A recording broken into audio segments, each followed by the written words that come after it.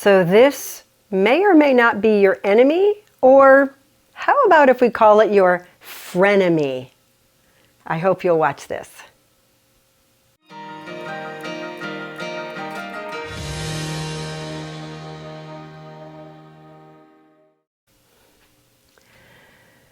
So there's a term called frenemy, which means it can be your friend, it can be your enemy, and you're not quite sure when it's either one of those things. Maybe it could be both at the same time. There's a lot of scenarios we could interject.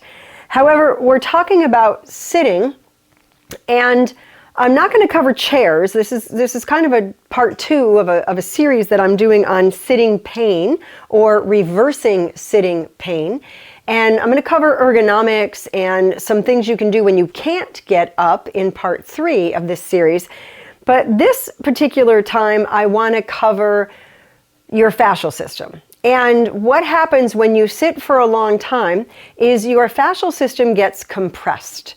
So if you think about, if I push my thumb into this fat pad here of my other hand, and I keep that compression there, the longer I hold that compression, the more unhappy the system gets under where that pressure is being placed. And so what happens over time is injury occurs, damage occurs. Cells start to literally die off because the pressure is pushing the fluid away. It's also inhibiting blood flow. And over time, that tissue is going to die.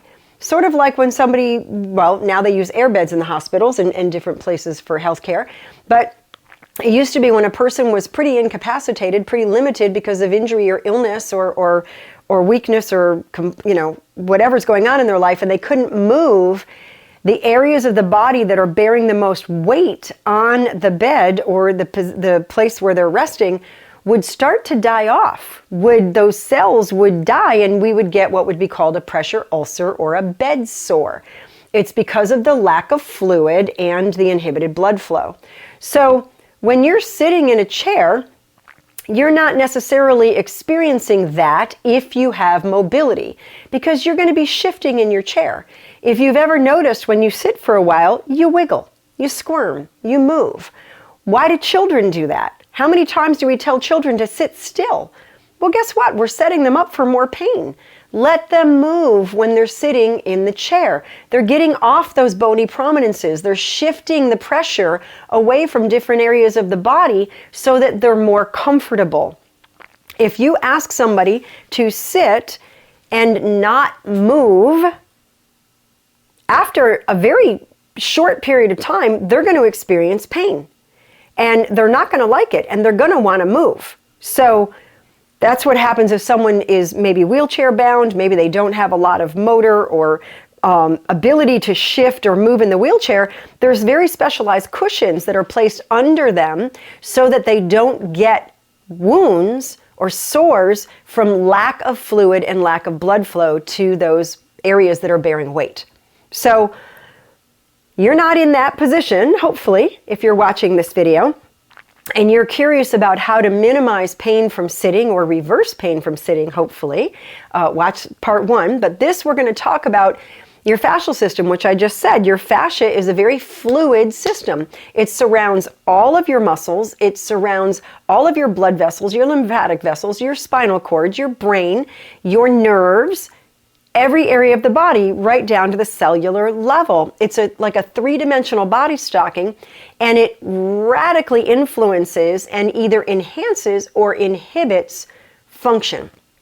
And so when you are sitting for prolonged periods of time, not only are you impacting the muscles that you're sitting on in a very negative way, but you are also impacting the fascial system and sort of dehydrating it, compressing it in those areas that are maintaining a lot of pressure for a long time. Now, one thing you can do, because some people I've communicated with a lot of people, I do a lot of events, I do a lot of public speaking, and a lot of people have reported that they have pain just from sitting on the sitz bones or the ischial tuberosity, those bones you sit on. And so I recommend that you shift the position you're sitting on. Now, if you sit back in your chair, you're automatically kind of on those sitz bones. So if you lean forward just a little and you do a little bit of a tilt with your pelvis, kind of bringing your hip bones forward and your tailbone backward, you will notice when you do this in the chair that you kind of come off those sit bones a little bit and you go a little bit in front of them where it's a flatter part. And now you're not sitting on the tendons where the hamstrings attach. A lot of people can end up with some tendinopathy, tendinitis, issues with those tendons in that area because of the pressure, the prolonged pressure. So just getting off that spot, you may notice you're a lot more comfortable in sitting. It also, when you bring those hip bones forward and that tailbone back a little to rest there in a more comfortable position on that weight-bearing surface, you'll notice it creates more of a lumbar lordosis here, or a curve in of the low back, which automatically brings your head back into a beautiful sitting posture. If I round this out and I rest on those sits bones, my head goes forward. I can't even keep it from coming forward. So let me get into that nice healthy posture, and you try this. Put your fingers here. Don't let your head come forward and round out your low back. And that's like, oh my gosh, your head doesn't like that. It wants to go forward. So just, it improves so many things just by making that little subtle shift in how you're sitting. Now, to rehydrate and decompress the fascial system, there are some great things that you can do. There's methods that I teach people. There's classes that I teach. But what I want to show you now is movement that you can do that can rehydrate and decompress and restore a nice healthy function of the fascial system if it's been not happy from the compression, the dehydration, the fluid being pushed out. So what you want to do is you want to get this sort of a pumping mechanism happening, this pumping action by movement. Movement triggers a lot of things on a cellular level. You've got these little cells called proprioceptors, and you've got 9 different proprioceptors, if I remember school correctly, and they all respond and react a little bit differently to movement. Some of them react only when you go way to end range. Some of them only react when you're considering the speed that you're in.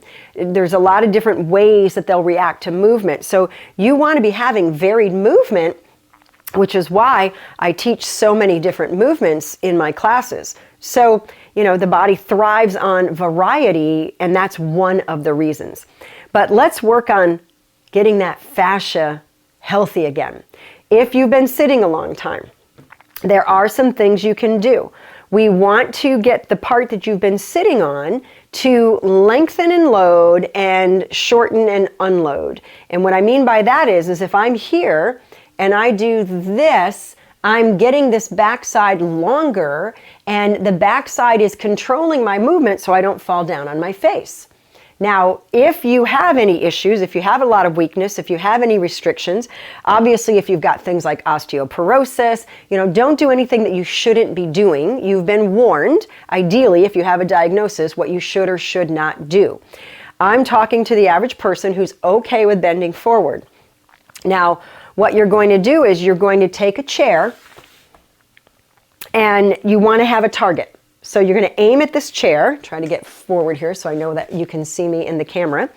And so what I'm going to do is I'm going to put my right leg forward and I'm going to stay in this position with my right leg forward. Now make sure that you're not on a tightrope and so that you're really challenging your balance. Have a little width between your feet, but have your right leg forward and have that knee bent. And stay that way. Now, whether the back leg is bent or not, it's probably a little better if it's straight, if you can keep it straight, because it's going to give you a little more challenge. But the goal here is to put your weight into that right foot, that forward foot. And you want to keep the weight bearing into that foot. It's almost like you could pick up your back foot, but you're leaving it down for support and stability. Now what I want to do is I want to reach forward in a way that loads this whole back side, lengthens it, it's controlling the motion, and then when I come all the way back up, it's shortened again and it's relaxed, and so it's unloaded. So I'm going to load it and unload it. And that loading and unloading, that movement is going to help to rehydrate and decompress that whole back line on that side. So what I'm going to do is it's going to depend on your ability, your strength, your stability. If you've got some limitations and some issues, do this next to the kitchen counter so you can hold on and you're safe. If you've got pain or instability doing the motion, you want to modify it. So I'm first going to show you a very modified position, and then I'm going to make it a little harder and a little harder for those of you, and you can kind of test from easy to more difficult and see where you end up. So the easiest would be my right foot's forward, my left arm is going to reach to the right and just tap the top of the chair on the right. Now you can see here as I do this, I'm turning. My body's rotating because I'm reaching with the left arm with my right foot forward. I'm keeping everything from here down is sort of frozen in space. I'm not straightening and bending this knee. I'm keeping everything like this. And when I reach forward, you want to feel the weight go into the toes of that right foot. You want that right foot to be bearing weight. And then you come all the way back up straight from the waist up, but you keep your legs in that position. So as I reach and I come back, I'm loading and unloading. I'm actually producing some tension here, which is stimulating fluid production in the system. And so repetitive, this is really good, but it has to be successful, it has to be completely pain-free, and it has to be comfortable. If you need to hold on, try holding on with the right hand so you can reach and rotate, because what you're doing here, this is making it easier because your gluteal muscle, maximus, gluteus maximus, the great big power source of your body, it's the most powerful muscle in the body, that has a diagonal orientation to the muscle. The fibers of the muscles are diagonal. So they kind of go like this in a diagonal line. And because of that, those muscles, that muscle really works well in all three planes of motion, whether you're bending forward, whether you're side bending, whether you're rotating, that muscle gets switched on. And so when I reach forward, I'm bending forward. When I reach with my opposite hand, I'm rotating. And because I've got that leg forward, I'm already a little bit side bent and a little rotated. So we're really capitalizing on that muscle's ability to load well in all three planes of motion. And so when I do this, I'm really getting a great work on that hip. Now, for those of you who may have some knee issues, you may notice that your knee is okay with this, and you may notice this improves your knee pain overall, generally speaking, because you're going to get your hip working better. But we're also stimulating fluid production, creating that beautiful hydrating effect, that fluid fill effect of the system from all the sitting. Now, let's go to one that's a little bit harder. So instead of reaching here to the top, say this chair has arms, I'm going to reach down to the imaginary arm. So now I'm bending lower and rotating a little bit more. And to make it even more challenging, I'm going to aim at the seat and I'm going to go to the outside of the seat. And now I'm really rotating and I'm really bending down.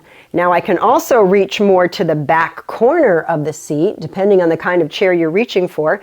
Can you reach right through? So now I'm going forward a little more as I rotate and really leaning. Now I'm not pushing off my hand, as you can see, I'm just barely tapping. So all that weight is staying on that right leg. Of course, we would do the opposite. If the left leg was forward, you would use the right hand. Now for those of you who may notice, that feels good, but I'm really stable and I don't have any trouble, you can reach with both hands to the back of the seat right in the center.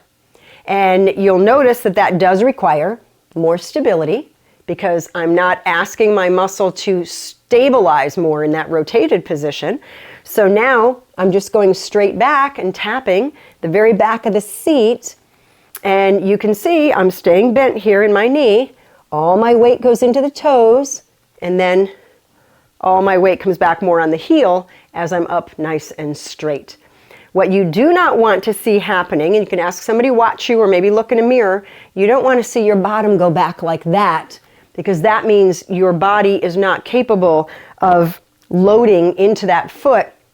You're lacking something. So don't try this right away especially, and if you notice this, you're not ready.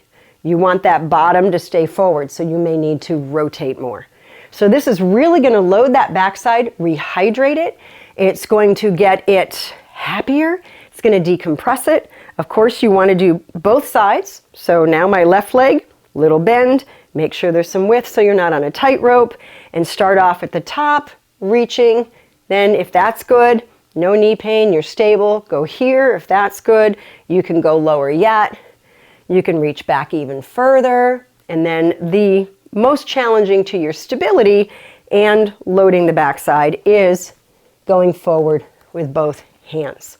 So I hope you find this helpful. If you do a lot of sitting, that's a great way to rehydrate that compressed area and get that fascia more fluid. There are other methods and other things that you can do, but I wanted to show you movement because that's what I love to do. I want you to know how to move without pain so you can have lifelong well-being.